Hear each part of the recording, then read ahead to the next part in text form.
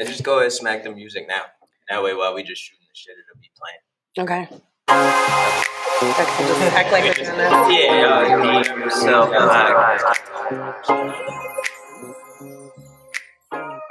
Well, I feel like if you don't want to follow, Hey, what's going on? This is Jared. Scrolling. Why attack? And this is the Redeem Yourself podcast.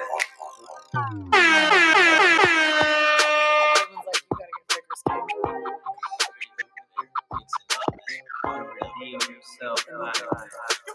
Give me one step. I keep eating my mints. I got my raspberry. Y'all need a mint or y'all good? I got a pocket full of them joints.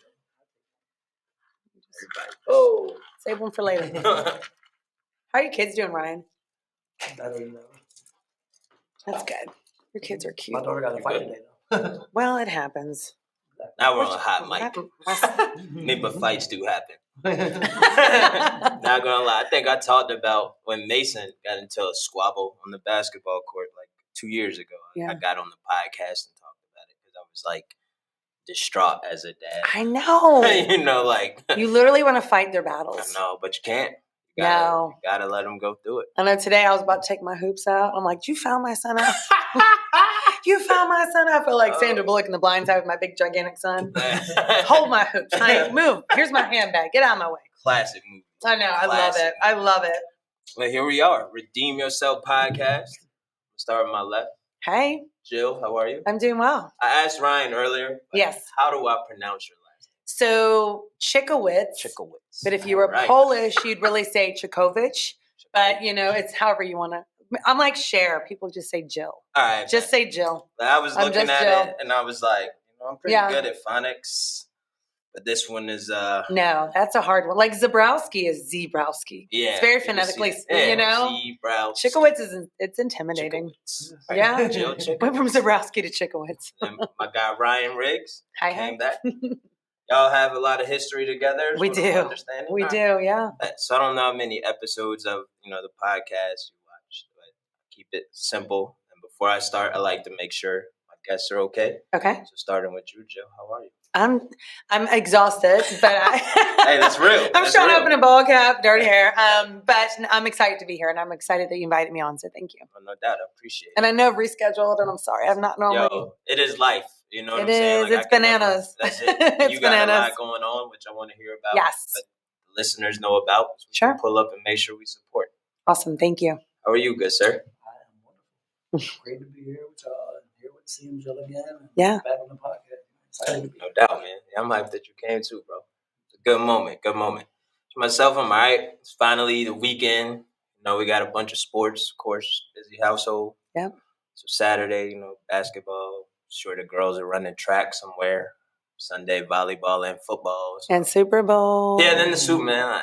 I don't even care. Yeah. I just want to see the halftime show. Let's just be real. That is it. Yeah. And I want to see Tay Tay. I am sucked into my girl, Tay Tay. Oh, my daughters would I'm a love to hear Swiftie. you say that. I'm a That's- Swiftie. Steph actually took them to see the Taylor Swift show. Where were y'all? Pittsburgh. Oh, that's awesome. Yeah, they went up to Pittsburgh. That's so cool. So they got a memory to last them a lifetime. I mean, that is cool. I bet. We got that check-in out the way. So let's get this started.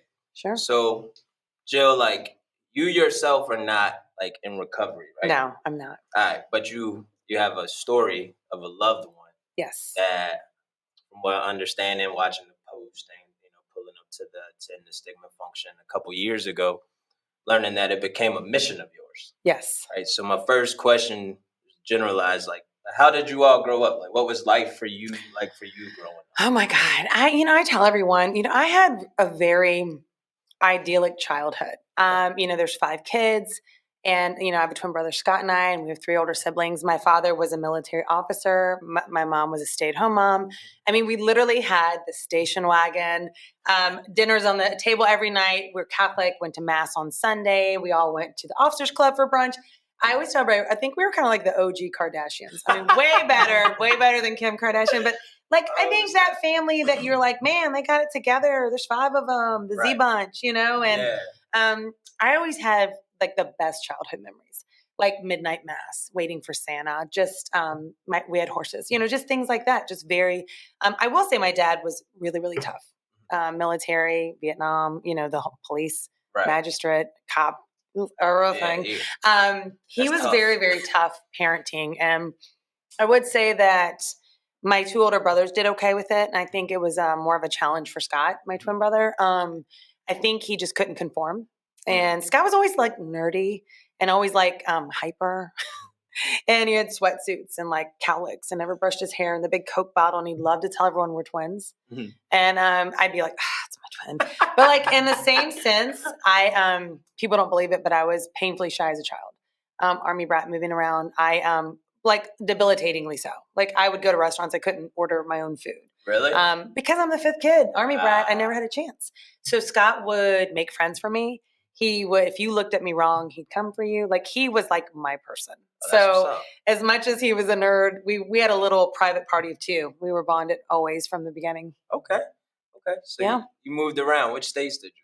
So I caught the end of my dad's career. My oldest brother's 10 years older. Then I have one that's 6 years older. And then my sister is 14 months. And there's a little gap between us. And so I grew up in Fort Bragg, which is now named Fort Liberty. That's Texas. North Carolina. Yep. And so, but my dad was a pilot. And so we were in Fort Rucker, Alabama, back and forth quite a bit. Then he got stationed back at Fort Lee, which is now Greg Adams. Mm-hmm. And he retired when I was in high school. So I got to stay. So my older brothers took the brunt of moving around quite a bit. I kind of got a little more. All right. Yeah. So you had a little bit of foundation. We did. Yeah. Yeah. What side of town? So we lived in Chesterfield. Okay. Yep. Southside. Yep. But we moved to Iron Gate and Meadowbrook District, and that's like when it was like Halsley. When you move there, you're like, oh. I break that down. Yeah. See, I'm on this side of the James. Like when I moved here, I went to Short Point Middle School. Okay. And graduated from Tyler. Yes. So the West End was all I knew. Oh my gosh. And back in the day, because I would think it's changed by now, but people are like, oh, you don't cross the river. You don't go across the river. But Chesterfield County was, where we grew up. And even though my dad was stationed, Fort Lee was like a 45-minute drive for him. And we have horses, so he had a barn close by. So that's why we moved over there. And it was convenient. From what high school did you go to? Meadowbrook. MBK all the way. Meadowbrook. And that's... Yeah. Ryan's younger than me. So his older brother, Chris, and I were in the same age. Okay. Yeah. Solid. So throughout high school, when because I want to get to, to end the stigma when you started your mission, because the way is powerful. I'm a big fan. Thank you. I definitely am on IG. You probably see Strength in Time. I love it. Like a lot. Yeah. I you seem very active on social media. So. Yeah, no doubt. Yeah. I enjoy following and seeing everything that you're doing in the community. So throughout that time, right, like in high school, you and your brother, when did you start to notice, I guess, him shifting like a different route? So this is really important. I, at the time, didn't understand the impact this had on him. So Scott, again, in 9th grade, he became like 6'4", got contact, started playing football, became really attractive, and all of a sudden gets popular. And he goes from no girlfriend. Yeah, we didn't have social media, so you didn't see someone over the summer. Right. That dude hit puberty and then some. So he changed quite a bit. And all these girls start liking him. And we had, I don't know if you remember, Ryan, we had 3 girls come for the English ESL program and from Brazil. So 2 of them spoke English, 1 did not. And I'll never forget, the first day of school, she walks in. Of course, they're stunning, Brazilian chicks. And she speaks no English. Of course, I'm trying to be the welcome wagon. And she talks about the boy with all the earrings and does that and goes like this. And I'm like, it's my twin brother. I'll hook you up. I get home that night and he goes, I met the woman I'm going to marry. Oh. And I said, wait. We're 17. She's 15 at the time. And so I said, who? And he goes, that new girl, Mariana. I'm like, oh my God, she likes you. And he goes, no. So long story short, they start dating. It becomes very hot and heavy. He's coming home covered in hickeys. My mom's very concerned. She's telling him, pump the brakes. You're too young, focus on school. Like I think any parent would be like, don't get her pregnant, Right. Don't do that. So one night we went out with our friends, Jamie, Chris, all the guys from our high school. And she came over and my mom said, they're out with their friends, and she was really upset, and she went back home. The next day, she was coming to see him because she was really upset. She was killed in a car accident en route to our house. Oh, God. I mean, of course, I was sad when it happened because it was very traumatic at our school. You know, everybody had a funeral, and her mother flew in from Brazil and set Scott up front with our family. He picked her outfit out to bury her in. And I never knew what that trauma did to him. I never understood. So from that point on, he was never the same person. That's when he started smoking weed. That's his form. Instead of getting counseling and trying to talk through it. So I actually work with an emotion wheel, and it's a psychological tool to talk about your feelings. You got to name it to tame it. Right. He just bottled it up, started smoking weed, and went on. And he did fine for a few years and went to VCU. And then after 2 years was like, man, this is for the birds. I'm going to go out to LA. And that's when he moved out there where my other brother lives currently still. Yeah. So he went out to Cali. Yeah. And he started running gyms. He was really successful. And now I do tell people he never stopped using recreational drugs. You know, they'd go to Vegas, do some coke, you know, things like that. I'm not justifying it, but it was more of a sporadic party. It's kind of the LA lifestyle. I hate saying that, but it is what he was doing. But he was still functioning and still doing, you know, everything. Yeah, I think as an addict, right?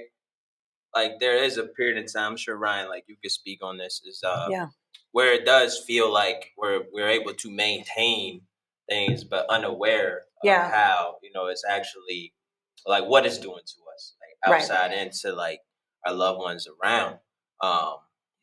And I know, like speaking with you, like especially the first time we linked and did the podcast, it was kind of the same thing. Like what are your thoughts about that action? Like, I guess putting on the front like it's all good, but internally, you know, you're spiraling. I mean, I understand that now so much. Like now hearing Jill say that about Scott, like I can totally see that whole thing unfold. Yeah. And like, I think the same was kind of, I don't know, for me though, like it, I don't know, man, like I was never manageable like Scott was, you know what I mean? And so like, I never really had a facade to keep up when I was out in the street. That part for me came in when I kind of came like out of the street and into recovery. And then I like, you know, then it was like the recovery facade came on. You know what I mean? So the image then became, oh, I'm sober, I'm in recovery, this is how I gotta operate. That's right. Yeah. Because you so I'm getting two perspectives of, you know, your brother was and is. Yeah. Right. You telling me from the sister, the twin, and I know you hung out with him. Right, so, I did know Scott. Okay. Yeah. Okay. So he went out to LA. So he starts running gyms and, you know, dating 20-year-old models and doing the LA thing. On Facebook, he's living his best life, right? He's riding his bike on the beach, going to clubs, bars, things like that. It wasn't until 2014 he gets a back injury at a yoga studio that he was running. Workers' comp puts him on Oxycontin. We all know what's going on with whole Purdue Pharma Oxycontin. Yep. You know, I thought the way Scott did, he's got a back injury. He's been put on medication from a doctor. What we didn't know is that he was on it for 3 straight years. Good God. He had a pill case that he managed every day so he could still work. I mean, mainly he worked out a lot. I mean, it wasn't like he wasn't in shape. Still going to work, doing his, you know, he was talking to us. But I would notice that this slurred speech, he'd wake up and ask me what day it was. And like a whole day had passed. He's like, are you serious? It's Thursday? You know, and he's like, I went to bed. It was Tuesday. What are you talking? Like, he was so baffled. And then like, I would call his work and do a wellness check on him because I hadn't heard from him. I'd call his corporate apartment and say, you know, can you see if it was almost very invasive, but he had nobody. My other brother lives out there. He has 3 children. He kind of cut him off because he was getting very erratic. He'd show up to their football games, acting, you know, just kind of loud and all over the place and kind of mumbling. And so it wasn't funny, but it was also something we're like, oh, that's just Scott. But then it got to be a point. And so my husband was military, and we lived in North Carolina, Kansas, and New York. My husband did 5 tours, all 12 to 18 months. Oh, wow. I was alone with kids all the time. So I was checking. Yes, I was checking with Scott. He came to every duty station I was ever at when my husband was deployed because he was worried I couldn't sleep alone without my husband. I was scared at night. So he was like that guy. That's what's up. Yeah. So he always came in and he'd send me Mother's Day flowers.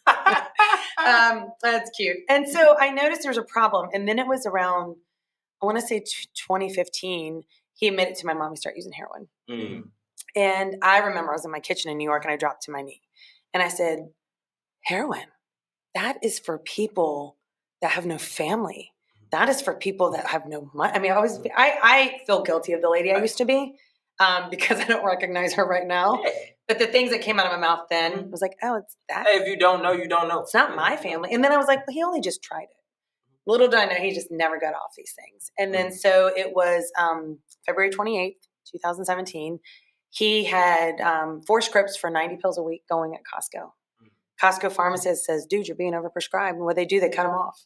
What happens when you cut an addict off? You got to go find it. Right. So he turns to a friend, and I say, this is not a friend. I use this in my slide when I talk to kids. It's the text between the two of them.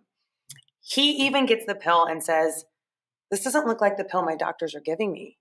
And he attaches an article about being fake and sends it to the drug dealer. And this is before we were talking about fentanyl and one pill kill. This is 2017. Nobody knew anything about this. And he writes back, people said it worked. And that's all he needed to hear because he's struggling. Mm-hmm. So he takes the pill. It's an outdoor shopping center, just like the shopping center we're here today. Right. Pulls in the parking lot, goes into Starbucks. He, I guess, just taken the pill. My mom called and she said he sounded really low. And he said, I got to call you right back. Like he was whispering. Mm-hmm. He comes out and he opens the door and he puts a coffee on his car and he drops to one knee. And he stays kneeling there for 20 minutes. I'm telling you, this is an outdoor shopping center with a Trader Joe's, a fish market. People are dining outside. Right. They watched him kneel for 20 minutes. And nobody calls. After 20 minutes, he's doing like the agonal, like the snoring, and a man comes over and taps on him. And he stayed kneeling that whole time. And he just fell over. And they said he was blue and he was foaming. And he had died of fentanyl toxicity. And I think the worst part was nobody called our family ever. They impounded his car. They had his wallet, his phone. My mom's here in Virginia calling all police departments and all hospitals asking, have you seen my son? Literally sending his picture to Starbucks everywhere in that area. The reason she found out he died is because 2 days later, the sheriff's department returns my brother's call and says, we found your brother's car. It's been impounded. Your brother died on Tuesday. No one has the heart to tell your mother that. She keeps calling our police department. So by the time my parents got out on Friday, they had already done an autopsy and they were advised not to see him. So that was just the end of his life. And needless to say, I literally talked to him that morning. So when someone is yanked from your life that way and you have no closure and no one ever saw him again in my family. And so it's devastated us to, say the least. Well, my love and condolences. Thank you. What I've noticed and what I'm sure the mission that you're on, from my perspective, what it looks like is that you've been able to turn your pain into purpose. Yes. And I think that's where the stigma was born. Yes. Is that how you yes. About? So yes. From his passing to what it is now, what did you go through in that time frame to get even the name to end? Oh God! You know I mean, the whole thing. I say Scott's behind it. Word. Nobody set out for any of this. So the first year, we didn't have his funeral for 6 months. We could not function. I could not function. And then after his funeral, I woke up the next day and I said, that's just it. This is his legacy. And my nieces and nephews and my children were so young. I'm like, will they ever know that this man worked at homeless shelters all the time? Will they ever know he came to every duty station? Will they ever know how incredible he was and what he was to me, Sorry, I'm very sleep deprived right now. You were good. You're good. I'm the event's kind of kicking my. No, I'm fine. I'm fine. Because I'm gonna shed some tears too. And I said, my sister had just had a baby 3 weeks prior, a little boy. And I kept saying, Luca will never know how amazing his uncle was, and I didn't. Thank you. Sorry, guys. No I knew it was coming. I held it all the way to this now. I'm sorry, but I meant to have one here. No. It's really. Because I've been crying a lot. Yeah. Oh, there it is. But slide it. There you go. I got us all off track. No, it's all good. I'm telling you, it's a part of life. Yeah. So I in that state, I told my mom I was I'm still sad. It's been 7 years almost, I was very bereaved. I was very erratic, and I was very in a state of just pure pain. And I said, you know what? Who is in Richmond? I don't know. My mom's like, well, I had been talking to McShin Foundation about Scott coming home and going there. I said, I want to go talk to them. I don't know them, but I want to go start something. I need something. I need to put this energy somewhere. I've got to do this. And so my mom made an appointment, and that's when Paxton was there. Anyways, we went into his office, and they kind of blew me off, and they were kind of like, whatever. And we're sitting in his office at the table, and I looked down, and Ryan's on the cover of a magazine. Word. And I was like, and, I'd been away from Richmond for quite some time. And I said, what is Ryan doing?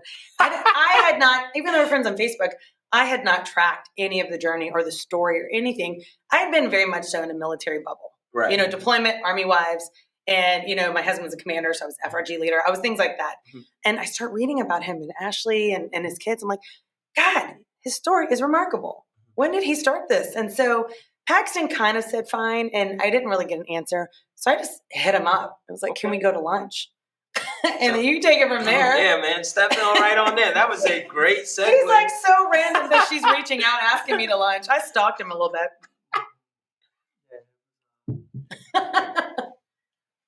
So I just got a text from Jill. I was working at Virginia Center for Addiction Medicine, and Jill messaged me, and I had heard about Scott.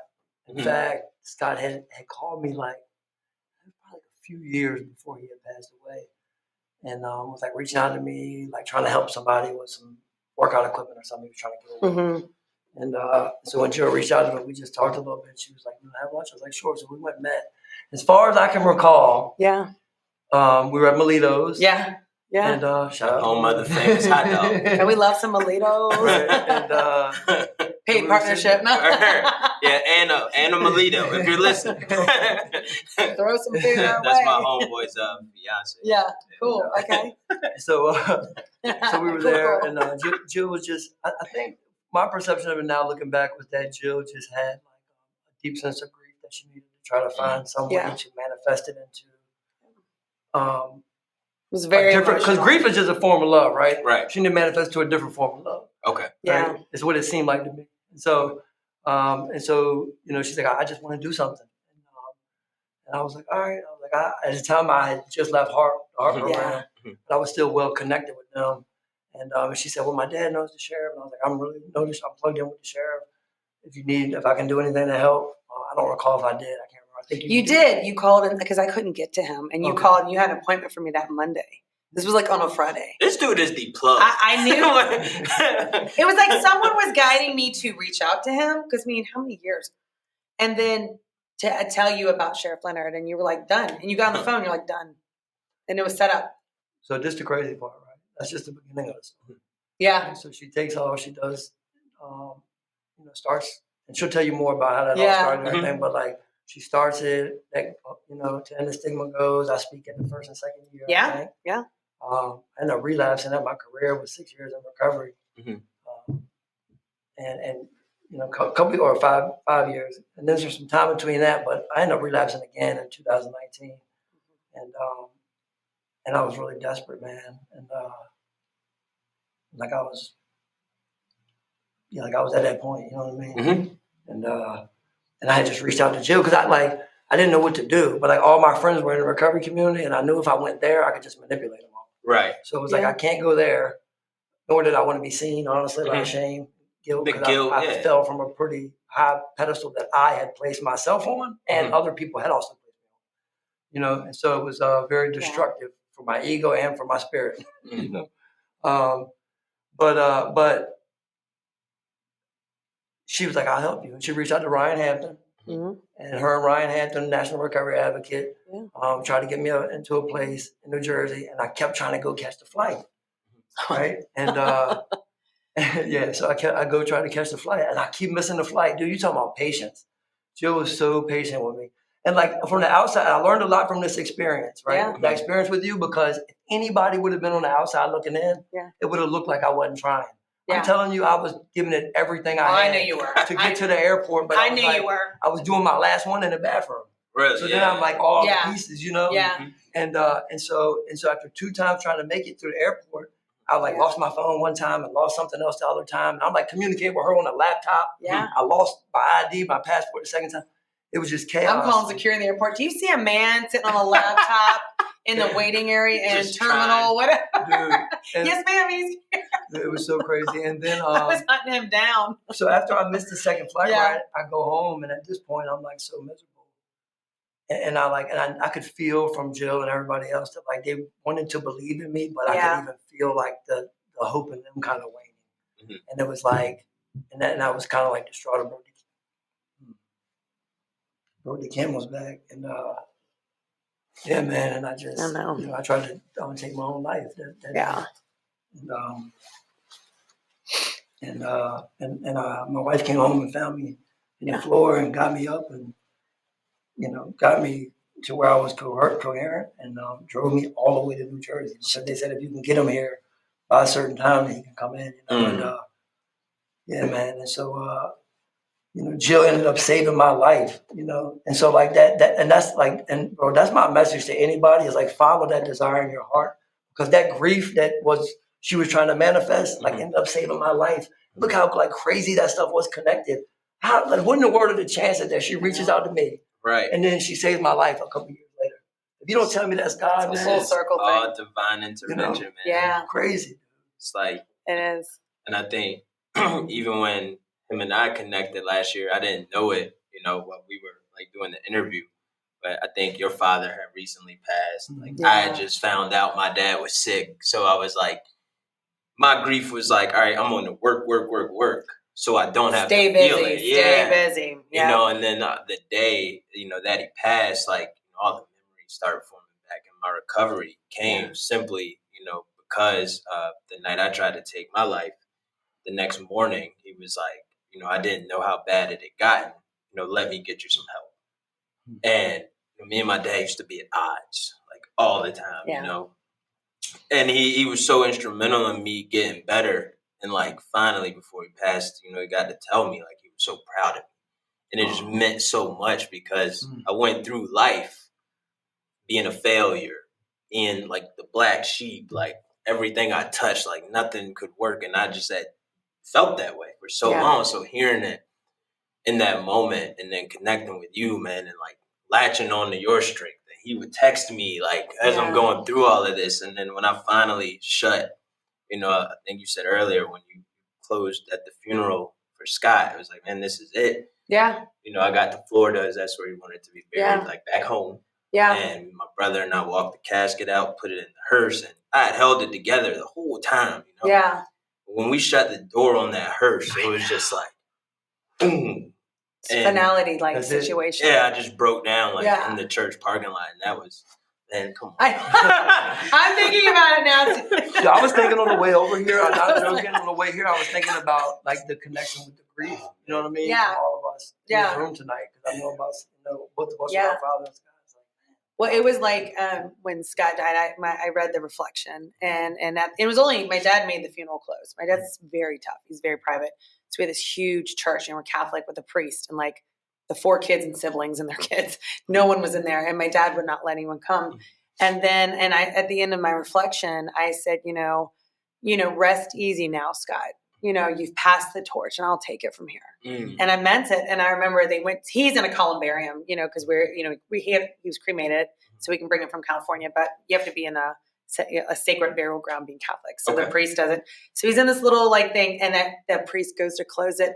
And I'm like, wait. And I get our 8x10 family, our last Christmas. We just seen him, 2 months prior. And I put a little note on there, and I said, you're never alone. I'm always with you. And I put it in there, and they closed it. So I'm like, it's not like he's in there, but that's the only thing that you can say they're there, right? Like, they're elsewhere. But yeah, I pass the torch. I'll take it from here. And I made him that vow. I said, I will do this as long as I have breath in my body. And your pain to purpose is continuing to lead and guide. So now, everybody need more tissue. Now that everybody's puffy, red eyes, and our noses are running. Let's keep going. This is amazing. It's like a therapy session. I know, right? But how much are you going to charge me? It's so healing. You know what I mean? Like it feels good. It's building, and it's got to come out. And, it definitely does, and it's real. It's authentic. Yeah. So that first year, A Night for Scott was supposed to be like a one and done. For me, it was a celebration of life because we did have a closed funeral. A lot of his friends from school, a lot of our family felt not cheated, but like that they never got to say goodbye to him. Right. And they wanted, so that first year, Oh my God, I hustled. McShin did help me, John and Alden. Alden was remarkable.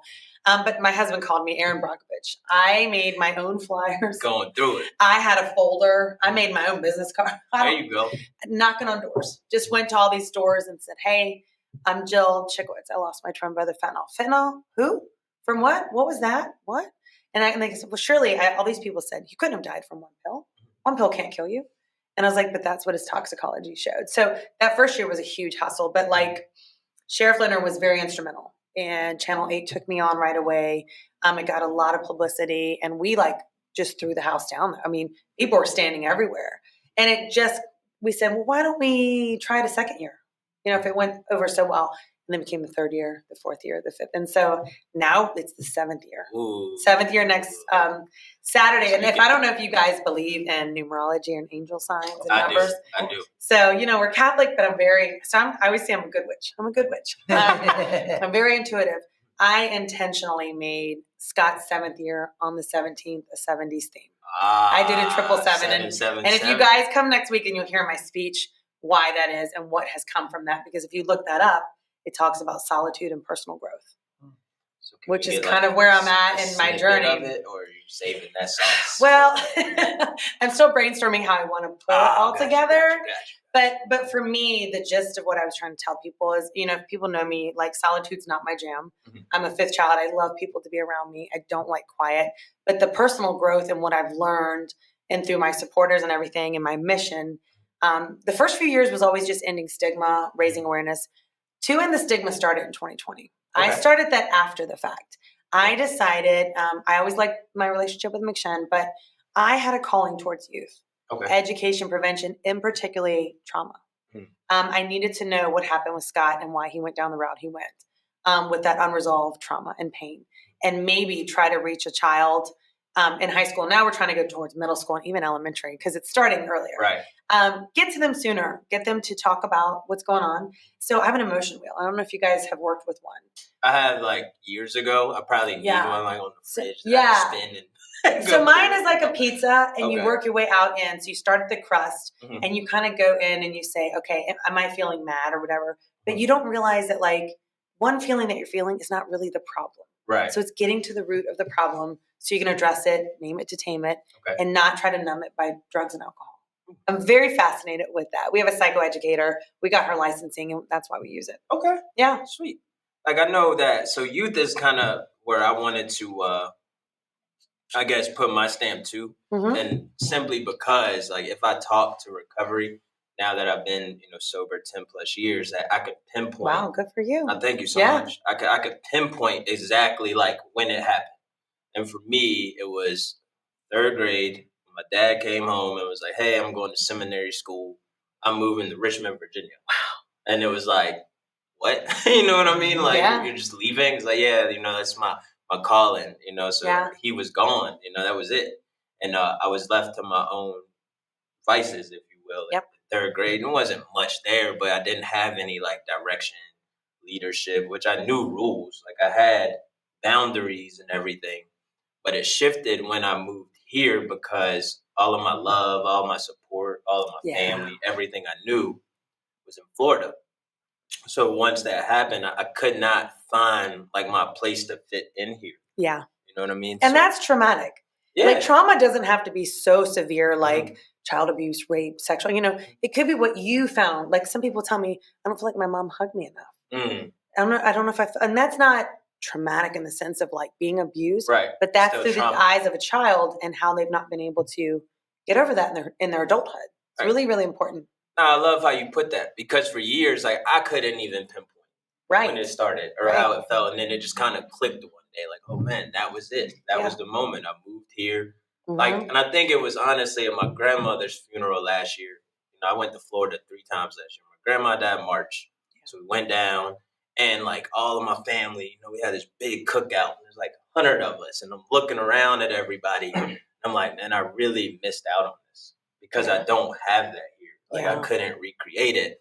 And I think that's when it hit me on the ride back was you know what, man, I didn't have my love. I didn't have my core. I didn't have my support system. Your circle. I got dumped here and then had to figure it out. And the first thing I did was hang out with the knuckleheads. You know what I mean? And that that was it. So Yeah. I like giving back now. I do try to get to as many youth as possible.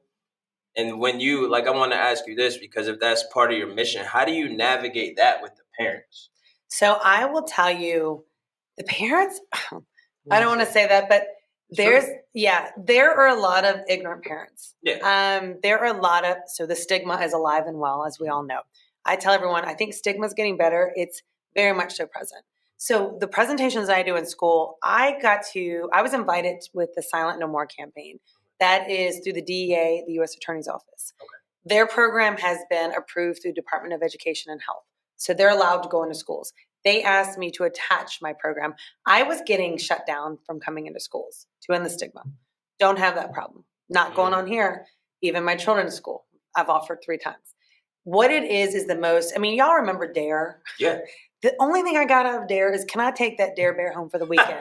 Can someone let me sleep with it for the weekend? I'm going to be the best chick if I can do that. Yeah, we had DARE, and they went to smoke weed in the bathroom right after it ended. So DARE, like, or, Nancy Reagan, just say no.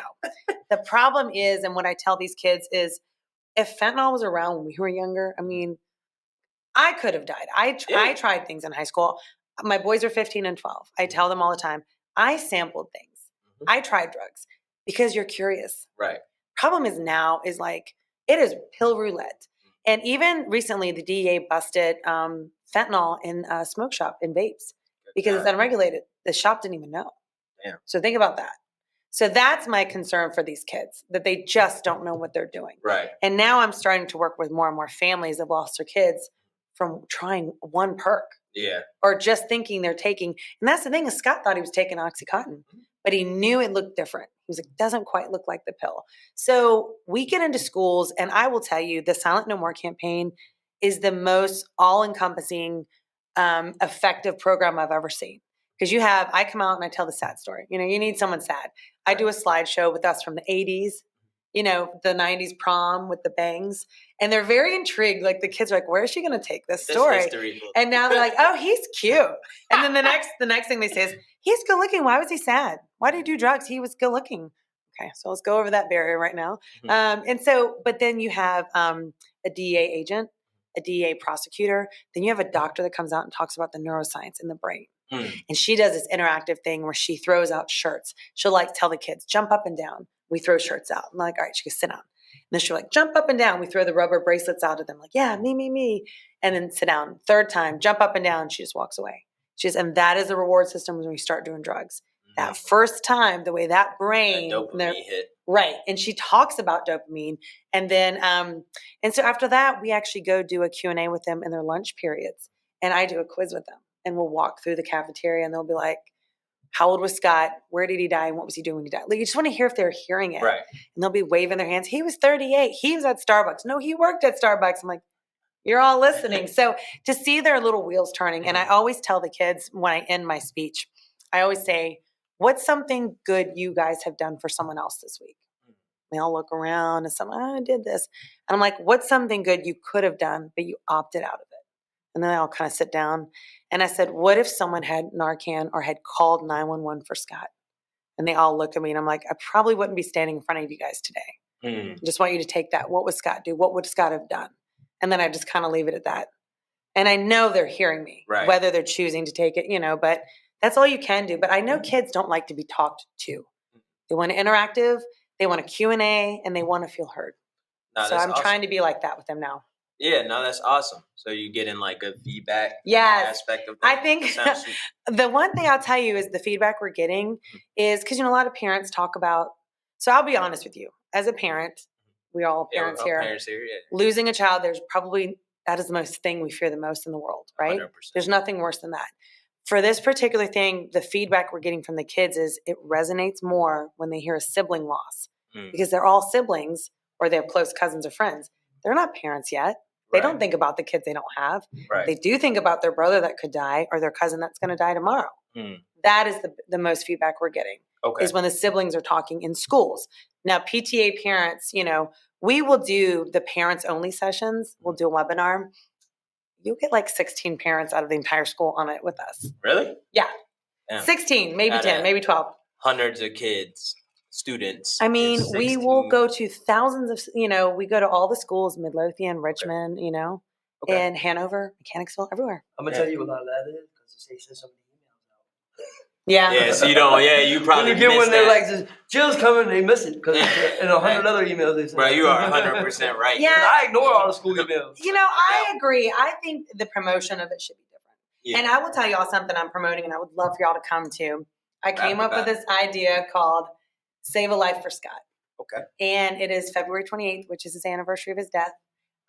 In my neighborhood, I live in Roundtree, Midlothian. Okay. People don't think we have that issue there. I am bringing Benjamin from Caritas. We are doing Revive training and handing out Narcan when you leave. I am hoping the news will come cover it. I'm hoping more neighborhoods will copy and do that. Okay. I will tell you right now, 4 people signed up. I got 5 slots of 30. I got 4 people signed up. Well, send me the details. I'm definitely gonna pump it out.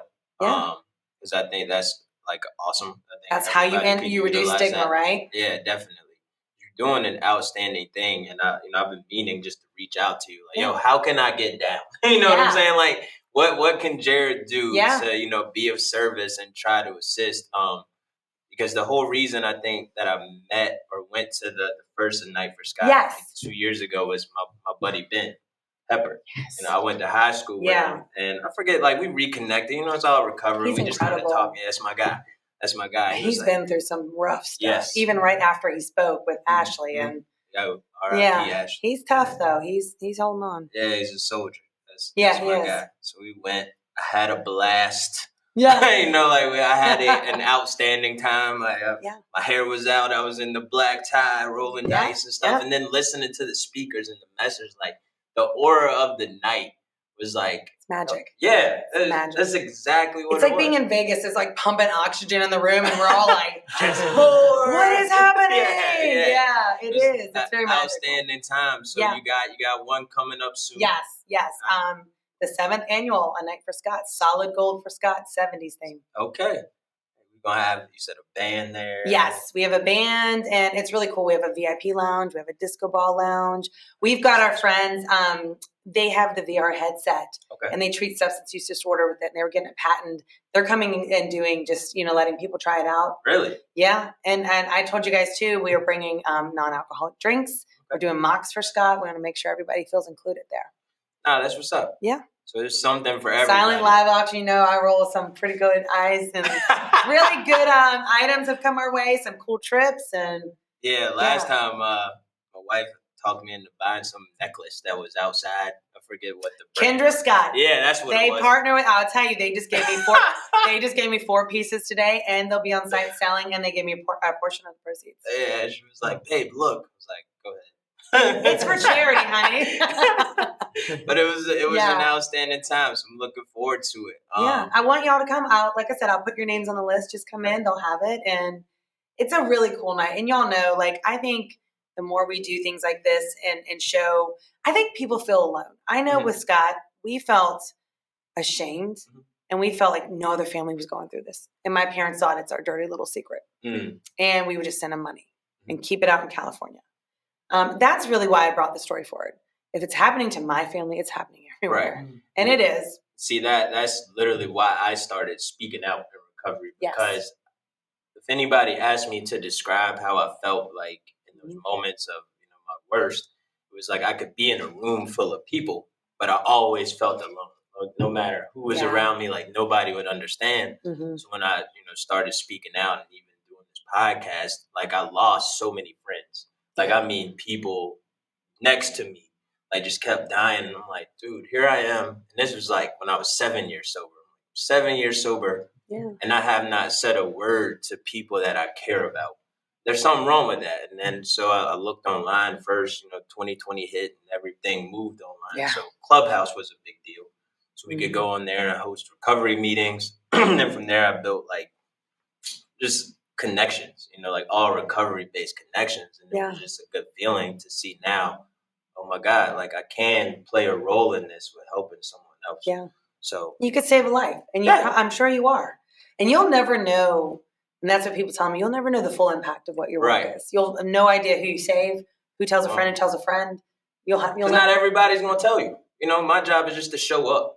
and keep doing it. Just keep doing it and keep doing it in hopes that every day I impact at least one person. I do think certain people are picked to be on this mission, though. Most certainly. I don't think it's accident. I question it every day, and I'm like, man, I don't know what I'm doing. Nah, it's definitely a calling. I told my husband, sometimes I was going back to, be a carpooling mom in my yoga pants. I'm okay doing that. Maybe that was meant to be my calling, You're doing outstanding work. So before we even, wrap this up, what I do ask, like, any of my guests, like, what is that piece of, advice or guidance for someone that could be in that space struggling, watching their loved one or themselves, going through it? Like, what would you say to them, just to give them, like, hope or some form of guidance? So I think for me, ignorance is bliss. I think you need to educate yourself. I think you need to understand, the signs of someone who's using. You need to know resources. We are hosting our 3rd annual community day with Caritas on June 22nd. And I hope you guys will come then too, because I try to bring everybody in the community that has a recovery organization or affiliation out to the community. We have music, we have speakers, and make it available for those who don't know. When my mom found out Scott was struggling, she's Googling rehab in Richmond. And McShin always comes up. They're just well known. Isn't that really sad that you didn't know that? So we didn't know the signs until later. He would tell me, Jill, no matter what I do, I can't feel happy. There was things that were saying it all over the place. But I think my advice would be is, like, especially with your kids, open the dialogue. Talk about it. Don't shame someone for mental health issues. Don't shame someone when they come to you and say, I am using. Try to be helpful. Try to get them resources. Listen to what they're saying to you. I think we wanted Scott to be what we wanted him to be. And I think he was always our free bird. We could not cage him, and we tried to make him conform to somebody he was not. And all he wanted to do was fly. And so for me, I cannot bring him back, but bringing his story forward is the only way that I can continue to put one foot in front of the other for the rest of my life. I wish I had the button to hit the applause, because that was beautifully said. Beautifully said. What about you, good sir? I know this is going to sound crazy. I don't know. Nothing sounds crazy. We're speaking from the heart. Yeah. We're just flowing over let here. It flow, man. I don't know, man. I don't know that I would give advice, man. I would just tell people out there, man. You give the best advice. No, but you give advice every day. I watched the 1-minute clip. Yo, let me tell you something. I love your TikTok. God, I love your TikTok. I'm talking about somebody struggling. You asked me, what would I give to somebody struggling? Not right. Or like their family if member. somebody was struggling, man, and I could sit down with them, right? I don't really want to try to reach them here, right? But find that space, man, like a quiet space where you can go and commune with your higher power, man. That space is where the healing is at. However you get there. It can be through chasing after, trying to find purpose because you lost your brother. It could be trying to overcome a stronghold that I have as a father, or my addiction, or anything that is in my way, and that's my message to everybody. Whatever you're in bondage to, you can be unbonded from it. I like it. Yeah. That was well said. That did not sound crazy at all. Yes. We good then, Jill. Thank you. I appreciate it. This was nice. Thank you. This was awesome. I greatly appreciate it. Thank you. To end the stigma, night for Scott. Yep. We got some other dates coming up. I'm going to drop. I'll get them from you and make sure I plug them in, and we'll be there to support. Awesome. Appreciate you pulling up, good sir. Always. Once again, Redeem Yourself Podcast. Baby, you can see the stop button. Nah, man. Thank y'all. That was awesome. Yeah. That was good.